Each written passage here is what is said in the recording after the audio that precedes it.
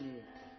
Marseille 13220 BLK à la prod, cousin. C'est pour le poteau Jeff Nox, le Tox. C'est l'histoire de Noxif. Écoute ça.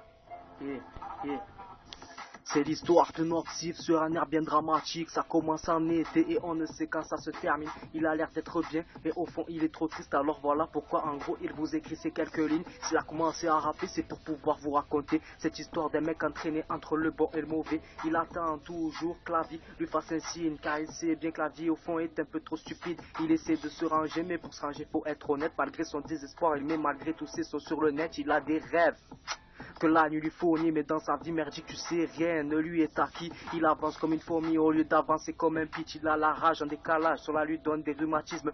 Il est traumatisé parce qu'il a bien compris que ses amis d'aujourd'hui seront ses futurs ennemis.